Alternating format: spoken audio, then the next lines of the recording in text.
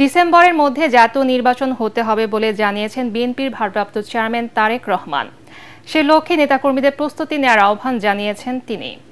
নয়াপল্টনে ছাত্রদল, যুবদল ও স্বেচ্ছাসেবক দল আয়োজিত তারুণ্যের সমাবেশে অবিলম্বে তরুণদের ভোটাধিকার ফিরিয়ে দিতে সরকারকে নির্বাচনের রোডম্যাপ দিতে হবে।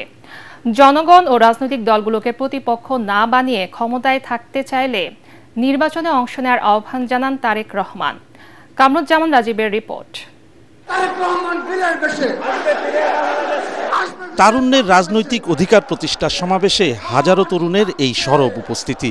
গণতন্ত্র আর ভোটাধিকার প্রতিষ্ঠার বার্তা নিয়ে তরুণ সমর্থক আর হাজারো নেতাকর্মীর জনস্রোত গিয়ে মিলিত হয় বিএনপির নয়াপল্টন কেন্দ্রীয় কার্যালয়ের সামনে।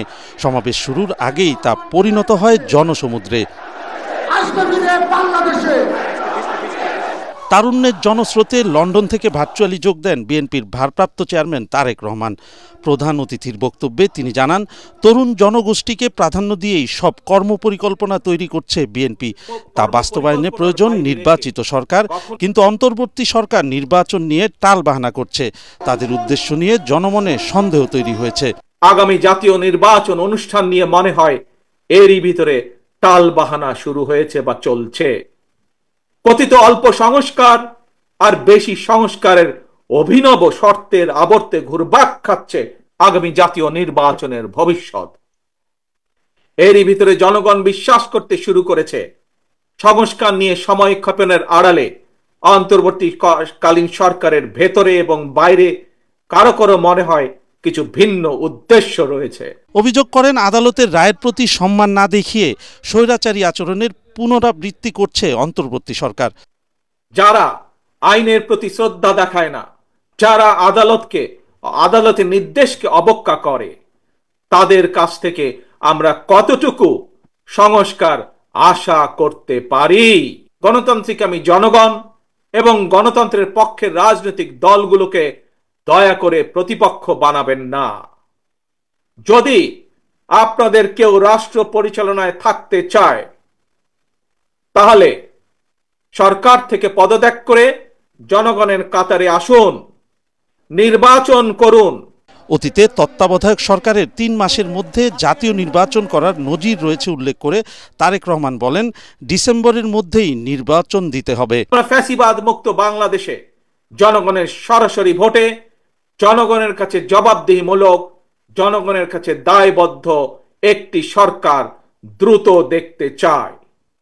অন্তর্বর্তীকালীন সরকারের প্রতি আহ্বান, আগামী ডিসেম্বরের মধ্যেই জাতীয় নির্বাচন অনুষ্ঠিত হতে হবে।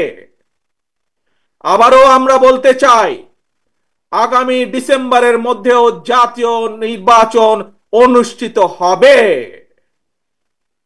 নতুন প্রজন্মের প্রিয় ভাই বোনেরা, আজকের এই সমাবেশ, প্রিয় দেশবাসী, আগামী ডিসেম্বরের মধ্যে আপনারা জাতীয় নির্বাচন অনুষ্ঠান যাতে অনুষ্ঠিত হয় তার প্রস্তুতি নিতে শুরু করুন। তিনি বলেন, জনগণই বিএনপির ক্ষমতার উৎস, তারাই তাদের ভোটাধিকার আদায় করে নেবে। দিল্লি নয়, পিন্ডি নয়, নয় অন্য কোন দেশ, সবার আগে বাংলাদেশ। এদিকে অন্তর্বর্তী সরকারকে নির্বাচন নিয়ে হেলাফেলা না করতে কঠোর হুঁশিয়ারি দিল বিএনপি। নয়াপল্টনে ছাত্রদল, যুবদল, স্বেচ্ছাসেবক দলের তারুণ্যের সমাবেশ থেকে এই হুঁশিয়ারি দেন দলের সিনিয়র নেতারা। বলেন, গণতন্ত্র ও নির্বাচনের দাবিতে রাজপথে থাকতে বদ্ধপরিকর দেশের বৃহৎ এই রাজনৈতিক দল। এদিকে ঢাকা, কুমিল্লা, সিলেট, ময়মনসিংহ সহ সারা দেশে নেতাকর্মীরা যেন এক বিন্দুতে মিলিত হয় বিএনপির তারুণ্যের সমাবেশে। মোহাম্মদ মহসিন ও মনির হোসেনের ক্যামেরায় রিপোর্ট করেছেন মাঝারুল হক মুহাজির। ওয়ালটন আবারও মিলিয়নিয়ার অফারে ওয়ালটন ফ্রিজ কিনে আপনিও হয়ে যেতে পারেন মিলিয়নিয়ার। যে তারুণ্য পতন ঘটালো স্বৈরাচারী শাসন ব্যবস্থার, সেখানে অভ্যুত্থান পরবর্তী বাংলাদেশে সব রাজনৈতিক দলের চিন্তা ভাবনায় যেন তরুণরাই। ব্যতিক্রম নয় দেশের অন্যতম বৃহৎ রাজনৈতিক দল বাংলাদেশ জাতীয়তাবাদী দল বিএনপি। দলের 3 সংগঠন ছাত্রদল, যুবদল, স্বেচ্ছাসেবক দলের ঢাকা, সিলেট, ফরিদপুর ও ময়মনসিংহ বিভাগের সকল ইউনিটের নেতাকর্মীদের অংশগ্রহণে নয়াপল্টন এলাকায় সকাল থেকে ঢল নামে। শুধু নয়াপল্টনেই নয়, ফকিরাপুল, বিজয়নগর, কাকরাইল ও দৈনিক বাংলা মোড় এলাকাতেও নেতাকর্মীদের উপস্থিতি ছিল ব্যাপক। প্রতিটি মোড় ও সড়ক জুড়ে সরব বিএনপির কর্মী সমর্থকরা। সারা বাংলাদেশের তরুণ সমাজ ভারপ্রাপ্ত চেয়ারম্যান জনাব তারেক রহমানের নেতৃত্বে একত্রিত আছে, এই মেসেজটাই আমাদের দেওয়া প্রয়োজন। বিগত যে জুলাই আগস্ট আন্দোলন হয়ে গেল, এখানে কিন্তু সবথেকে বেশি বুলেটের সামনে কিন্তু বুক পেতে যেতে ছাত্র দল, যুব দল, স্বেচ্ছাসেবক কর্মীরা। পার্লামেন্টে এবার তরুণরাই অংশগ্রহণ করবে আমার বিশ্বাস। আমরা তরুণদের এবং বাংলাদেশের আপামর জনগণের ভোটাধিকার প্রতিষ্ঠার, রাজনৈতিক অধিকার প্রতিষ্ঠার দাবিতে আজকের এই সমাবেশ। সম্প্রতি ঢাকা বিশ্ববিদ্যালয়ের শিক্ষার্থী সাম্য হত্যা, দক্ষিণে বিএনপি নেতা ইশরাকের মেয়র প্রসঙ্গ সহ ডিসেম্বরের মধ্যে নির্বাচনের দাবিতে সোচ্চার সবাই। সেই খুনি হাসিনা যে 2014, 2024, 2024 সালে তরুণদেরকে ভোটাধিকার থেকে বঞ্চিত করা হয়েছে, সুতরাং পরিবর্তিত পরিস্থিতিতে তরুণদের উপরে বাংলাদেশ জাতীয়তাবাদী দল বিএনপি অতীত আস্থা রেখেছে, ভবিষ্যতে আমরা আস্থা রাখতে চাই। মঞ্চে উপস্থিত দলের সিনিয়র নেতাদের চোখেও তরুণদের নিয়ে এক আকার স্বপ্ন। এক যুগেরও বেশি সময় ধরে নির্যাতন আন্দোলনের সব স্মৃতি তুলে ধরে তরুণদের কাছেই আগামী নেতৃত্ব দিতে চান তারা। এই তরুণ সমাজ, এই যুবক সমাজ যদি আমার কথা বুঝে থাকে, একজন তরুণ বেঁচে থাকতে হলে বেঁচে থাকতো এই দেশে ভৌগোলিক অখণ্ডতা আমরা কখনো বিঘ্নিত হতে দেব না। আমরা নির্বাচনের রোডম্যাপ চেয়েছিলাম, আমরা কারো পদত্যাগ চাইনি। পদত্যাগের নাটক দেখেছে বাংলাদেশের মানুষ। আমরা সুস্পষ্ট জাতীয় সংসদ নির্বাচনের জন্য অতি অবশ্যই ডিসেম্বরের মধ্যে একটি রোডম্যাপ চেয়েছি। প্রেসিডেন্ট জিয়াউর রহমানের এই তরুণদেরকে ছাত্র দল, যুব দল, স্বেচ্ছাসেবক দল নামে তিনি যে সংগঠিত করেছেন একটাই উদ্দেশ্য, এদেশের বিপদ আপদে, এদেশের উন্নয়নে তরুণ সমাজই হচ্ছে জাতির ব্যাংকার। এই বিশাল সমাবেশকে বলা হচ্ছে রাজনৈতিক অধিকার প্রতিষ্ঠার সমাবেশ। জনমনে এখন প্রশ্ন একটাই, জন আকাঙ্ক্ষা পূরণে কতটা সফল হবে বিএনপি? বিএনপির তারুণ্যের সমাবেশ পরিণত হয়েছে তারুণ্যের মহাসমুদ্রে, যেখান থেকে দলটির বার্তাটা একেবারে স্পষ্ট। আগামী ডিসেম্বরের মধ্যেই নির্বাচনের রোডম্যাপ চায় দলটি। সেই কারণে নিজেদের একটা শক্ত অবস্থানেরও জানান দিল বাংলাদেশের অন্যতম বৃহৎ এই রাজনৈতিক দল। তাই তো দলের নেতারা বলছেন, সরকার যদি কোনো হেরফের করে এমন দাবিতে, তাহলে এর উচিত জবাব দেবে বিএনপির এই তরুণরাই। আগামী ডিসেম্বর থেকে জুনের মধ্যে বাংলাদেশের জাতীয় নির্বাচন অনুষ্ঠিত হবে বলে জানিয়েছেন প্রধান উপদেষ্টা ডক্টর মোহাম্মদ ইউনূস। প্রধান উপদেষ্টার জাপান সফরে দেশটির সাবেক প্রধানমন্ত্রী তারো আসোর সাথে সাক্ষাতে কথা জানান প্রধান উপদেষ্টা। তিনি আরও বলেন, সংস্কার, গণ অভ্যুত্থানে সংগঠিত হত্যাকাণ্ডের বিচার ও নির্বাচন, এই 3 লক্ষ্যকে সামনে রেখে কাজ করছে অন্তর্বর্তী সরকার। এই সফরে জাপানের সাথে 7টি চুক্তি ও সমঝোতা স্মারক সই করবে বাংলাদেশ। এছাড়াও জাপানের উন্নয়ন সংস্থা জাইকা ও জেডকোর প্রধানদের সাথেও বৈঠক করবেন ডক্টর মোহাম্মদ ইউনূস। জাপান থেকে বিস্তারিত জানাচ্ছেন আমাদের বিশেষ প্রতিনিধি মইনুল আহসান। অন্তর্বর্তী সরকারের দায়িত্ব নেয়ার পর প্রথমবারের মতো বাংলাদেশের অন্যতম উন্নয়ন সহযোগী দেশ জাপান সফরে এলেন প্রধান উপদেষ্টা ডক্টর মোহাম্মদ ইউনূস। টোকিওর স্থানীয় সময় দুপুর 2টায় বিমানবন্দরে পৌঁছলে বাংলাদেশের রাষ্ট্রদূত সহ জাপান সরকারের প্রোটোকল অফিসার বাংলাদেশের সরকার প্রধানকে বিমানবন্দরে স্বাগত জানান। পরে ডক্টর ইউনূসের সাথে তার হোটেলে দেখা করেন জাপানের সাবেক প্রধানমন্ত্রী ও জাপান বাংলাদেশ ফ্রেন্ডশিপ পার্লামেন্ট ফোরামের প্রধান তারো আসো। বৃহস্পতিবার এশিয়ার সমস্যা সম্ভাবনা নিয়ে আয়োজিত নিক্কেই ফোরামের সম্মেলনে যোগ দেবেন প্রধান উপদেষ্টা। এর একদিন পর শুক্রবার দেশটির প্রধানমন্ত্রীর সাথে দ্বিপাক্ষিক বৈঠকের পাশাপাশি জাপানের একাধিক উন্নয়ন সংস্থার প্রধানের সাথেও ডক্টর ইউনূসের বৈঠক হওয়ার কথা রয়েছে। সফরের বিভিন্ন পর্যায়ে 7টি চুক্তি ও সমঝোতা স্মারক সই করবে দুদেশ। সফরের বিস্তারিত নিয়ে সংবাদ সম্মেলন করেন প্রধান উপদেষ্টার প্রেস সেক্রেটারি শফিকুল আলম। জাপানে আসার আগে প্রফেসর ইউনূস একটা টাস্ক ফোর্স করেছেন, জাপানে কিভাবে দ্রুত 1 লক্ষ লোক পাঠানো যায়। এখানে জাপানের খুবই স্কিল লেবারের খুবই শর্টেজ, এই 1 লক্ষ লোক যদি আমরা পাঠাতে পারি এটা পরবর্তী আরেকটা ফ্লাড গেট ওপেন করবে। বাজেট সহায়তা হিসেবে $1 বিলিয়ন চাইবে বাংলাদেশ। এছাড়াও বাংলাদেশে জাপানের বিনিয়োগ বাড়াতে দেশটির ব্যবসায়ী ও প্রবাসী বাংলাদেশিদের সাথে আলোচনা করবেন ডক্টর ইউনূস। বাংলাদেশের সরকার প্রধানের এই সফরকে কেন্দ্র করে প্রবাসী বাংলাদেশিদের মধ্যে ব্যাপক উৎসাহ উদ্দীপনা দেখা গেছে। ওনার এই আগমনে আমাদের সাথে জাপানের যে সুসম্পর্ক এটা যাতে আরো শক্তিশালী হয়, আমরা সুন্দর একটি সুখী বাংলাদেশ চাই, সেই লক্ষ্যে উনি যথাযথ পদক্ষেপ গ্রহণ করবেন। বাংলাদেশের সাথে ব্যবসায়িক যে সম্পর্ক সেটা আরো যেন সুদৃঢ় এবং আরো গভীরভাবে করা যায় সেই বিষয়গুলি নিয়ে তিনি আরো চিন্তা ভাবনা করবেন। সফরে জাপানের একটি বিশ্ববিদ্যালয় থেকে সম্মানসূচক ডিগ্রি গ্রহণ করবেন প্রধান উপদেষ্টা। 4 দিনের সফর শেষে 31 মে দেশে ফেরার কথা রয়েছে প্রধান উপদেষ্টার। বাংলাদেশের অন্তর্বর্তীকালীন সরকার প্রধান ডক্টর মোহাম্মদ ইউনূসের জাপান সফরকে কেন্দ্র করে এখানকার যারা প্রবাসী বাংলাদেশি আছেন তাদের মধ্যে একটি ব্যাপক উৎসাহ উদ্দীপনা সৃষ্টি হয়েছে।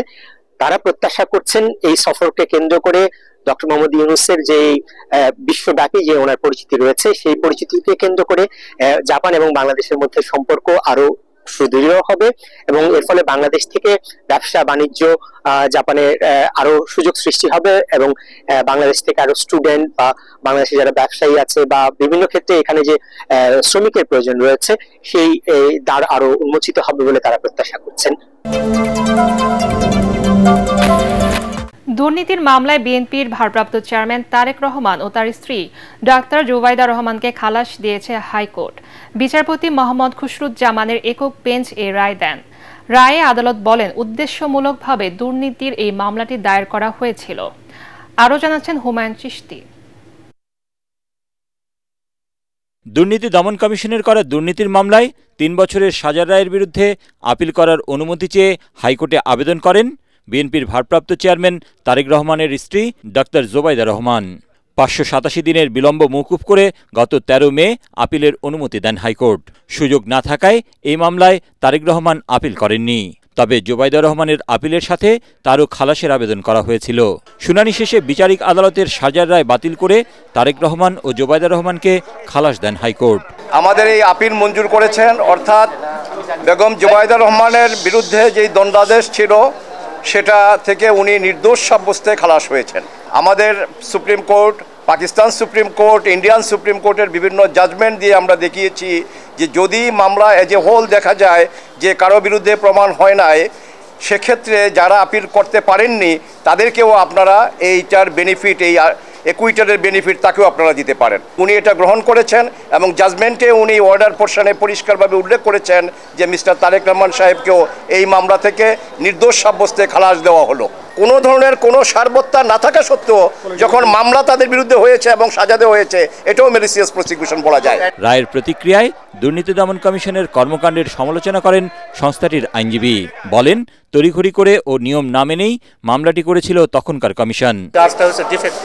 এগুলো হচ্ছে তাড়াহুড়ো করতে গিয়ে একটা মামলা ফাইল করছে, ডেট অফ অকারেন্স দেখাচ্ছে 82 সাল থেকে। 82 সালে তারেক রহমান বা তার ওয়াইফ দুজনেই আমার ধারণা যে স্কুল স্টুডেন্ট ছিল। তো সম্পদের মামলা স্কুল স্টুডেন্টদের বিরুদ্ধে এটা একটা গোড়ায় গলদ করে ফেলেছে। আমরা মতামত জানাবো কমিশনকে। কমিশন টেক ডিসিশন যে তারা আপিল করবে কি করবে না। জ্ঞাত আয় বহির্ভূত সম্পদ অর্জনের অভিযোগে 2008 সালের 26 সেপ্টেম্বর তারেক রহমান, তার স্ত্রী ডাক্তার জুবাইদা রহমান ও শাশুড়ি সৈয়দা ইকবাল মান্থ বানুর বিরুদ্ধে মামলা করে দুদক।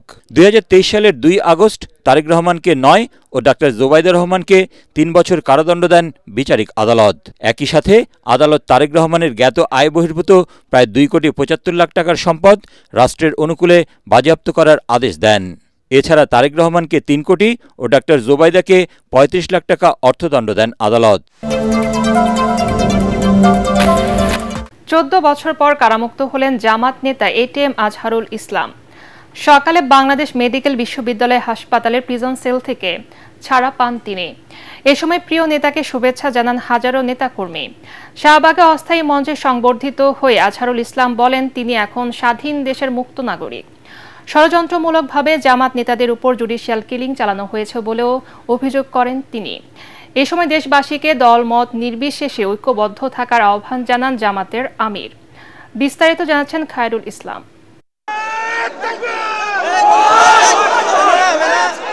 কদিন আগেও ছিল অনিশ্চিত জীবন। মানবতা বিরোধী অপরাধের অভিযোগে মৃত্যুদণ্ডের সাজা কাঁধে নিয়ে দুচোখে বিভীষিকাময় অপেক্ষা। সাথী হারানোর বেদনায় যখন প্রতিটি প্রহর কাটছিল, তখনই এক রায়ে ফিরে আসে জীবনের এক নতুন সূর্যোদয়। রায়ের পরদিন বুধবার সকালে বাংলাদেশ মেডিকেল বিশ্ববিদ্যালয় হাসপাতালের প্রিজন সেল থেকে মুক্তি পান সেই ভাগ্যবান জামায়াত নেতা আজহারুল ইসলাম।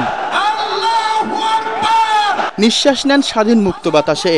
বেকসুর খালাস পাওয়া জামায়াত ইসলামের সাবেক ভারপ্রাপ্ত সেক্রেটারি জেনারেল এটিএম আজহারুল ইসলামের মুক্তিতে উচ্ছ্বসিত দলের নেতাকর্মীরা বলেন, সত্যের জয় কেউ রুখে দিতে পারে না। লাইফ থেকে যেই সোনালী দিনগুলো কেড়ে নেওয়া হয়েছে, এর ক্ষতিপূরণ আমি দেশবাসীর কাছে চাই। বিচার কাজের সাথে সংশ্লিষ্ট ছিল তাদের সবার বিচারতা নিয়ে আসবো, আমরা সেই প্রত্যাশা সরকারের কাছে ব্যক্ত করি। পরে যোগ দেন শাহবাগে জামায়াত ইসলাম আয়োজিত সংবর্ধনা ও শুভেচ্ছা মঞ্চে। প্রতিক্রিয়ায় আবেগে আপ্লুত হয়ে ন্যায় বিচারের জন্য ধন্যবাদ জানান আদালত সহ জুলাই বিপ্লবের সকল অংশীজনকে। ছাত্র সমাজই রাস্তায় রাজপথে নেমে রক্ত ঢেলে তারা এই 14.5 বছরের ফ্যাসিস্ট সরকারের সকল অত্যাচারের বিরুদ্ধে জনগণকে সাথে নিয়ে তারা রাজপথে যে আন্দোলন গড়ে তুলেছিলেন, যার কারণে গর্ব গর্ব সব চূর্ণ হয়ে বাংলাদেশ নতুনভাবে স্বাধীনতা অর্জন করতে পেরেছে। এ সময় জামায়াতের আমির জুলাই হত্যায় জড়িতদের বিচারের দাবি জানিয়ে বলেন, দেশের 18 কোটি মানুষের সম্মিলিত প্রচেষ্টার ফসল ফ্যাসিবাদের পতন। তাই এই সময়ও সবাইকে ঐক্যবদ্ধ থাকার আহ্বান জানান তিনি। এদেশের 18 কোটি মুসলিম মানুষের সম্মিলিত চেষ্টায় সরকারের পতন হয়েছে। আমরা এই মূল ক্রেডিট আল্লাহ তাআলাকে দেই, আর জমিনের ক্রেডিট সমস্ত এদেশের জনগণকে আমরা দেওয়ার পক্ষে। আমরা এক থাকব, জাতির প্রয়োজনে এক পথে হাঁটব এবং জাতির প্রয়োজনে সমস্ত ষড়যন্ত্র মোকাবেলা করে সামনে ইনশাআল্লাহ এগিয়ে যাব। মুক্তিযুদ্ধের সময় মানবতা বিরোধী অপরাধের মামলায় 2014 সালের 30 ডিসেম্বর আন্তর্জাতিক অপরাধ ট্রাইব্যুনাল আজহারের মৃত্যুদণ্ড দিয়ে রায় দেন। পরে দণ্ডাদেশের বিরুদ্ধে 2015 সালের 18 জানুয়ারি আপিল করলেও শুনানি শেষে আপিল বিভাগ মৃত্যুদণ্ড বহাল রেখে রায় দেন। পরে এই রায়ের রিভিউ শুনানি আবেদন করলে আপিল বিভাগ শুনানি শেষে জামায়াত নেতা আজহারুল ইসলামকে খালাস দিয়ে রায় দেন।